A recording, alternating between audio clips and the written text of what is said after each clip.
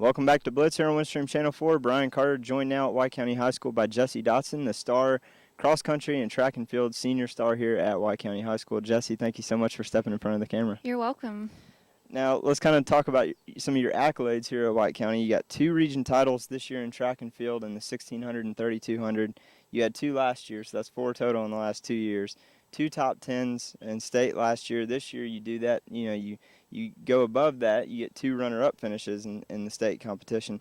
What are the biggest adjustments that you feel you've made from last year and in your previous years coming into your senior year?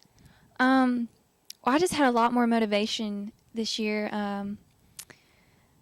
I kind of lost my, loving for running my sophomore and my junior year, and it was just rough for me to keep going and actually want to compete. But this year we had a new coach, Coach Borg, and he brought that motivation back into me, and it just kind of opened up my eyes to what I can actually do and be capable of in track and cross country, and I just had a whole new mindset this year from the previous years of high school. And when you look back over your career here at White County and you look at, the number of, region titles that you have and runner-up finishes and the way that you performed at region competitions and state competitions, how does that make you feel about yourself?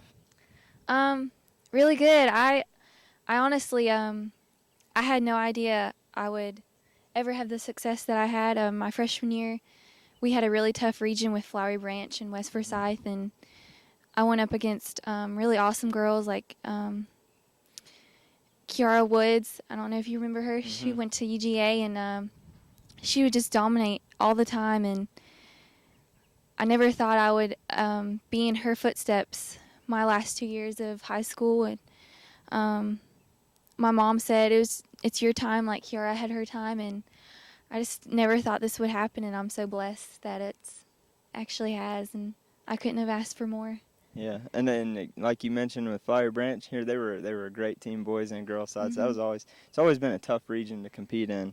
Yeah. Talk about also, we can't go without mentioning cross country because that's also where a lot of your successes come from. This past season in the fall, you placed in the top 5 in the region, and then number 6 at state, and then the year before that, you had a region title, go on to state, and you come in 37th place. What are the biggest differences you feel from running and cross country and then long distance track? Other than, I know that as opposed to running on a trail, you're running on a track, but yeah, cross country is more of for me, a mental sport. If I'm going into a course and I know I don't like it, mm-hmm. It's going to be really hard for me to perform my best. But a track, it's the same trail every time, and if I'm up for it, then I'm going to do great, and it's just more competitive for me, and I like it. I like the speed better, and it doesn't seem as long around the track as it does out there in cross country. That's kind of what I was thinking from a non-runner's perspective, but it that kind of puts it in a better perspective for us. Now, you had the chance to sign a scholarship to play at Charleston Southern University, a Division I NCAA school, mm-hmm. Which is awesome because your mom ran at App State, cross country and track and field, also a Division I school. What compelled you to want to go to Charleston Southern, and talk about what you're going to be doing there? Definitely the atmosphere.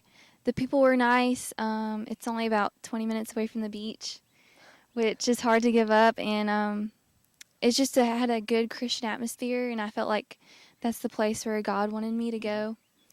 And I'm going to do cross-country, indoor track, and track and field, so I'll have a busy year next year, but I'm excited.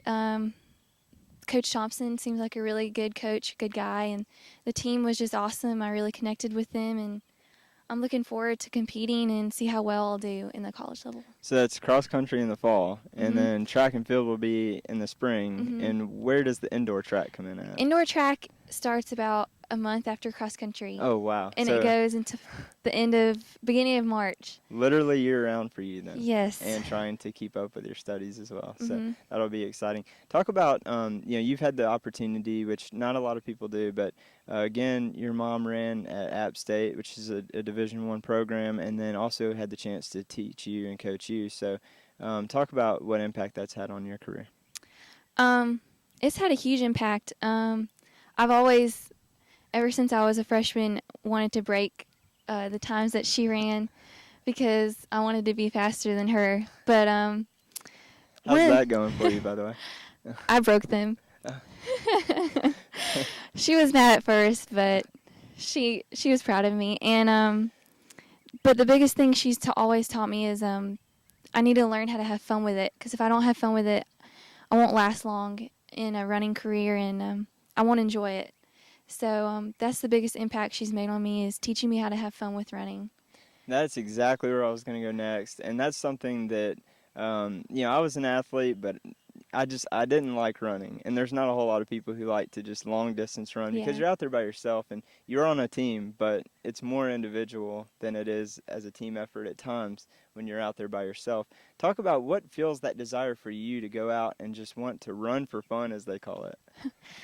I guess you have to be a unique person. I just like it because it pushes me to the limits, see how far, how strong I am and how far I'm willing to push myself to getting to a new level. I just like the feeling of being successful from previous years and pushing myself harder. Hard work just really makes the fun of it to me.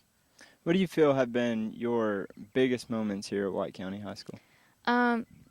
Definitely every time I've made a school record. My freshman year at the Westover Invitational, I got this first school record for the 5K, and that was definitely a big moment. It was just such a shock.